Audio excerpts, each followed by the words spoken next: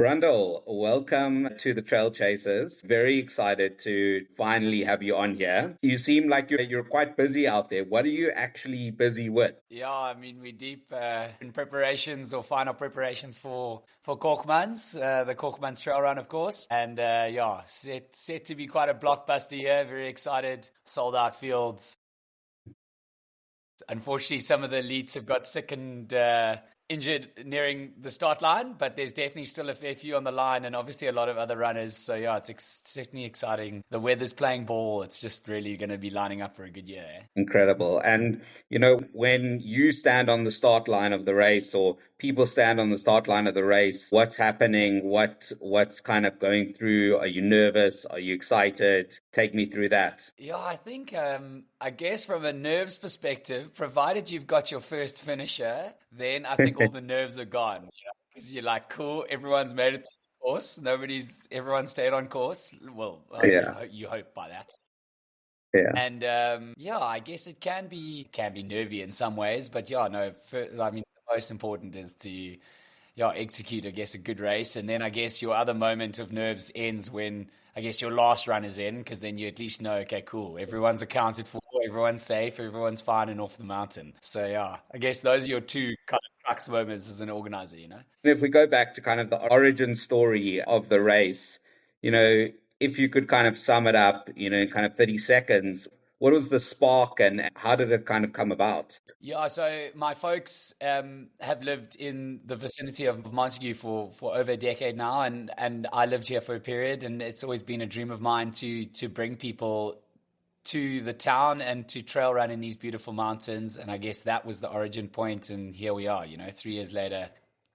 Yeah, special. And how's it kind of evolved over the last 3 years? Yeah, immensely, actually. We've doubled our entry numbers each and every single year, and this year it just seems to be people are talking about it and really excited, and I guess word spread that it, as I said, sold out, I guess, pretty quickly as we would see it. And how it's evolved is just to continually host a really professional and awesome and just fun day in the mountains and event, but keep it to its core, keep it to what it's about. And it's just about, as our slogan goes, is being wild and free. And that's, in reality, what I believe a lot of people would want to trail run for. And yeah, we embody that as And why do you kind of think that suddenly everyone wants to do the race and everyone's talking about it? What do you kind of attribute that to? Yeah, I mean, I guess Montagu is an incredible place. It's got a real winter charm about it. It's a beautiful town. It's cold in the mornings, but it's just a really, really awesome town. So it's a rad destination to come to a run,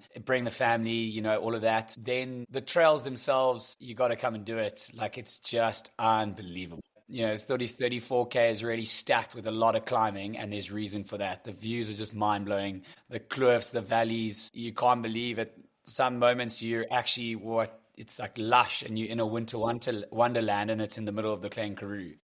I think that diversity, that beautiful town, and a good time of year. I think it's an awesome winter run, and it's hopefully set to become like a winter classic, on many people's calendars. And, if you could kind of describe the course and terrain, is it quite technical? How much, is there a lot of vert? What are the kind of conditions that people are going to be running through? Yeah, so it's...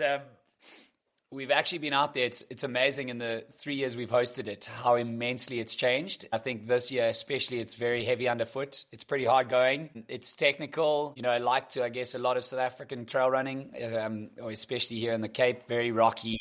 And yeah, the climbs are big. The climbs are massive. The 34 is stacked with, well over 2,000 meters gain. And yeah, I guess the cherry on the top is the last and final climb, and it's big. Blowpint is an enormous climb. Yeah, I mean, I guess, it's funny. I think it's big, but then I look at the mutt and basically they do over 1,000-meter climbs in the first 20 Ks of a 100-miler. It's big.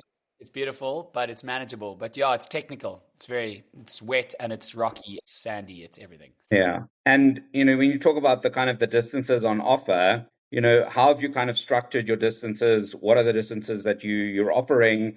And yeah, have you kind of catered to different types of people? Yeah, so we feel that we cater for it all, or for everyone. We've got a 10K for a more maybe beginner trail runner, but it gets you into like the lower slopes and this lower mountains, which is nice. So it's a good entry. The 17K does that, and then like one of the bigger climbs, and then the 34K is like another definite big step up, because that does Blowpunt, which is the big climb, on top of obviously everything else of the 17K. And then for the first year, we're running a 50K, which is really awesome. It's the 34K, but it adds a little bit of, so two really awesome sections that still exist that I wanted to include in a full kind of tour, if you want to call it that, of Montagu. And it kind of brings it all together.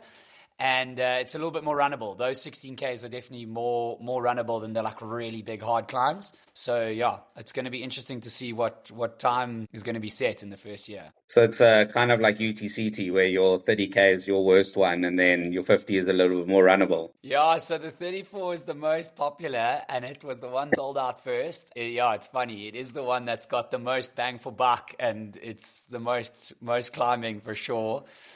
For per K, but I guess by the fact that it's the sold out one, it's reason why. And in terms of route profile, is it like, as you said, there were some climbs at the back? Is it backloaded, or is it just climbing throughout? No, pretty backloaded. Like the elevation profile goes like smaller one, medium sized one, big one. Sorry, like that. So it is definitely backloaded for sure. And you're obviously out there already. What are the conditions looking like? What's the weather looking like? And is it going to be a usual kind of thing for you, or is there kind of, is it going to be hotter than normal or colder than normal, or is it going to be pretty bang on average? No, I mean, I think, funny you say that. I think it's definitely there's definitely a cold snap around. It's very cold in the mornings. We're talking like frost on the grass. Like it's cold mornings. But all in all, the weather's looking really peachy, which is fantastic. Obviously, for me as an organizer, it's the best show-off of Montagu in winter is when it's a beautiful, clear winter's day. Last year, we had a little bit of the opposite to start, but luckily the day kind of panned out to be good. But it looks like this year, we're in for a bang of a day, which is magic. And compulsory kit and things like that, and people are kind of packing for the weekend. What would you kind of suggest? Yeah, so we've obviously got a compulsory kit list on our website, which is, kind of any alike to UTCT. It's kind of all the stuff that you would need to keep you safe in big mountains. And I mean, there's no doubt, as a race organizer, like these mountains are big and they are super remote. So like it's a non-negotiable as an organizer. We have also tried to be quite strict on the 10K, even though they like kind of stay on the lower slopes. The reason being is that like we want it to be a good stepping stone into bigger things. If you really are going on to bigger things, you're generally going to need that gear. It's better to buy it, borrow it, steal it. No, don't steal it. You know what I mean?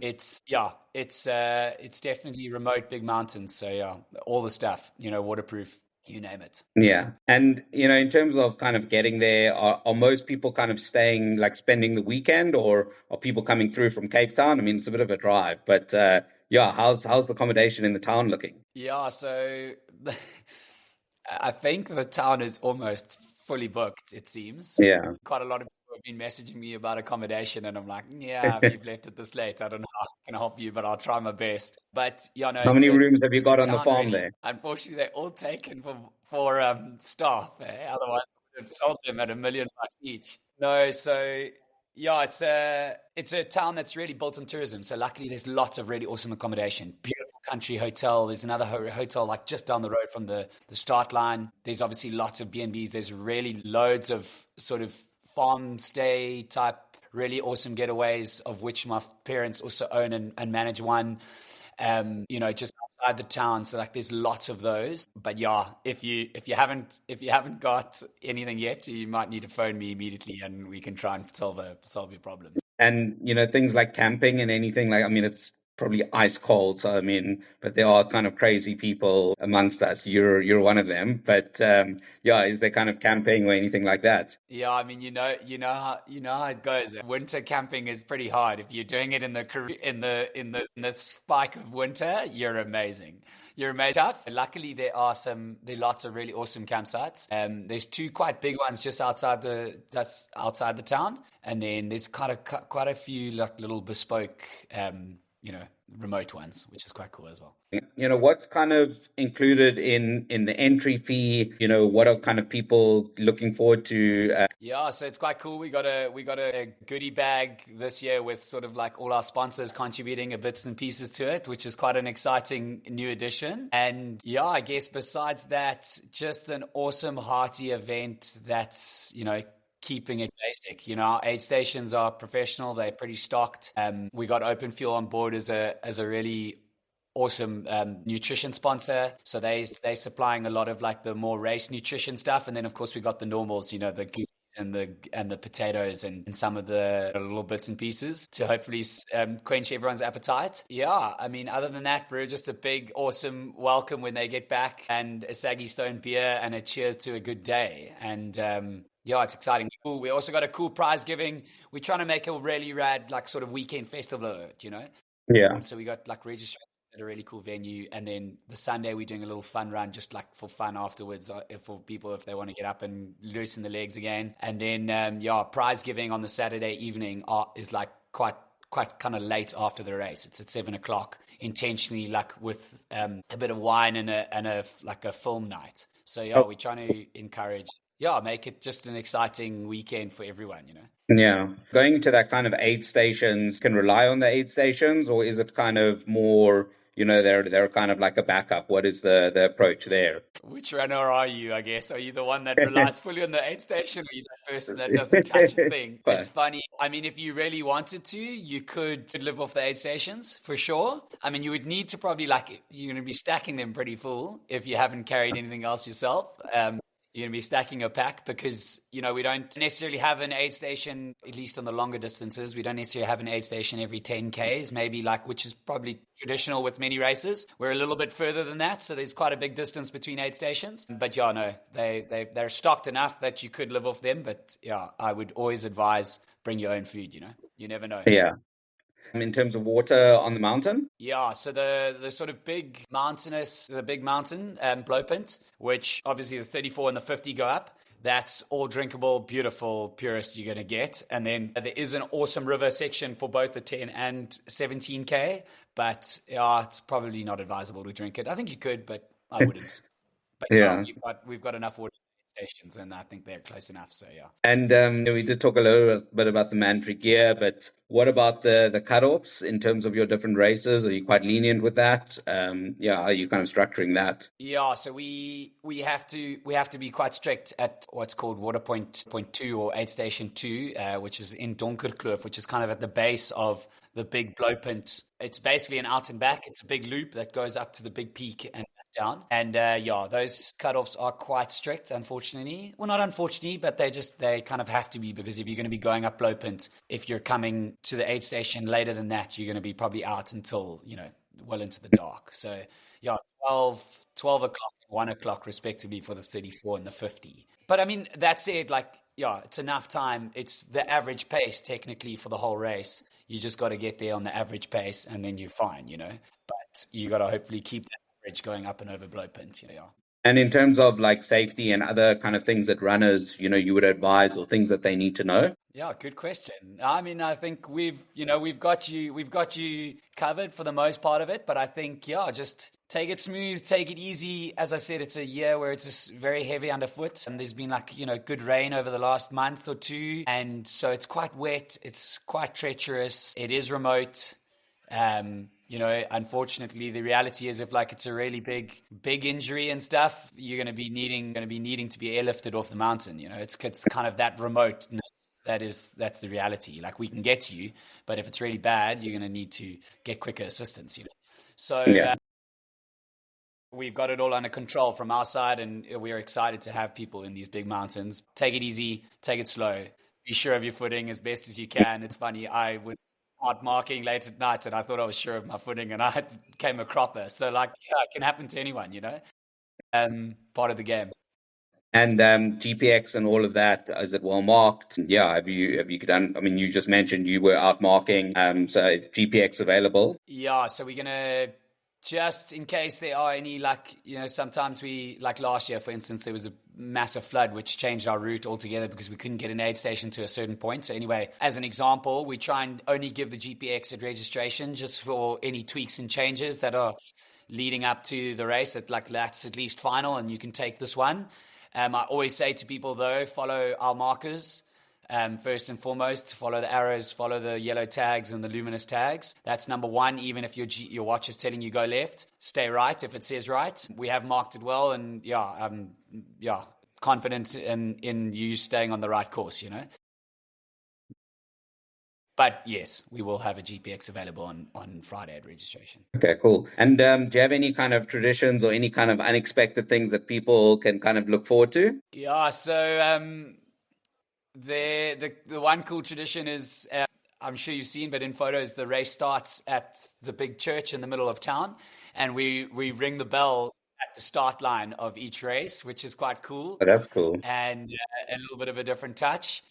Yeah, I think then from something different, something new for this year, there's quite an exciting little lawn game. I won't give it away too much, but there's a little fun thing to have a lot of fun whilst sipping your saggy stone, drinking beer, hopefully cheersing to a great day out and a great finish. And the lawns of the church are really cool, so it'll be a good place to play the game.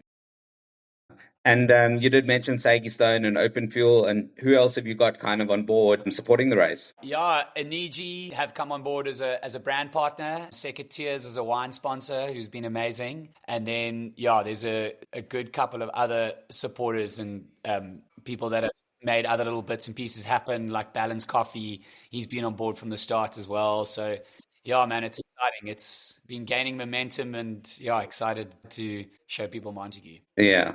And for those of us that are going to have FOMO and not be there, how can people kind of follow along? You're going to have like a bit of a social team on the ground. Is there live tracking?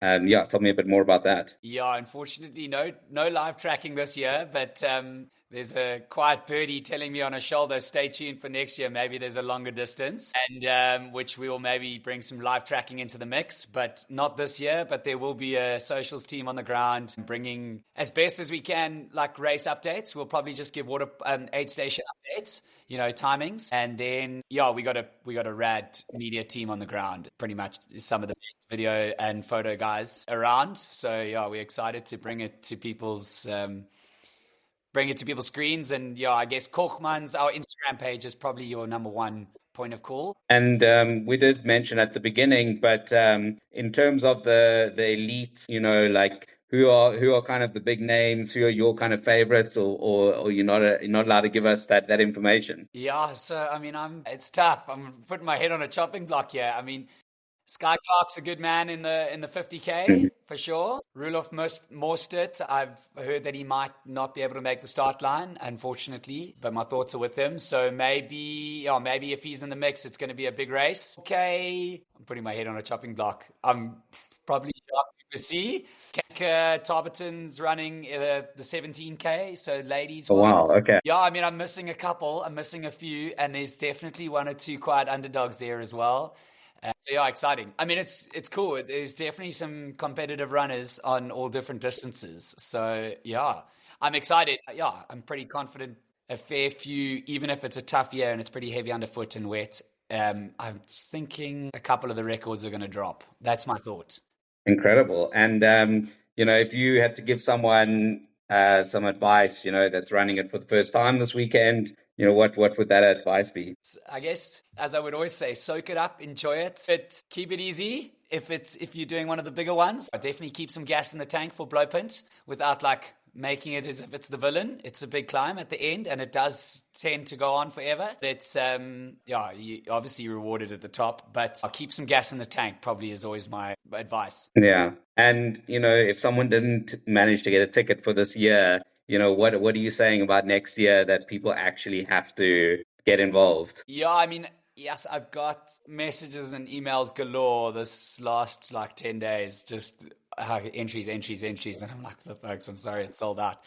So my only advice is, well, without sounding like I'm punting myself, just be quick on the trigger next year, and entries open next week, Friday, for 2026. So get on it. We'll have early bird specials, so don't miss out. Don't miss the opportunity. It's going to be good. Yeah. And are there any kind of things coming next year that you're working on? Yeah, I mean, quietly, there's a bird on my shoulder telling me there's a longer distance on offer. So yeah, stay tuned for that for sure. And yeah, I mean, actually, between you and I, we might even look to do an even shorter one, Wow. shorter than the Okay. 10K, about a 6K, just to encourage more little families and youngsters and more people out there. I guess that's probably our biggest addition, and I'm sure with those things will come some more additions which we can share next year. But yeah, Yeah. that's it for now. And what is kind of the future hold for the event? Are you looking at doing more events in the region? Like, what does the kind of future look like? Yeah, good question. Yeah, I can't say I've I mean, I know you've particularly got a thought lot of this time far. on your hands to plan things. Keen to keen to keep it, or very much put it on everyone's to-do calendar. That's the Yeah, reality. Not just necessarily make it a training run, but make it a destination run for people, and that they're like, okay, I want to do that one this year. So yeah, I guess that's ultimately what we would love Cogmans to be at, to continue to bring people here and experience this place. Yeah, definitely look further afield to maybe even see if we can make one or two other similar races. amazing, amazing, man. Well, good luck for the weekend. Very, very excited to follow along and see how it goes. Yeah, man. Thanks so much. Thanks for your kiss. Thank you for the podcast. And I'm sorry you won't be there this weekend. We will miss you for sure. But next year, you'll definitely have to be there. And yeah, man, really appreciate your kiss, your support, and everything.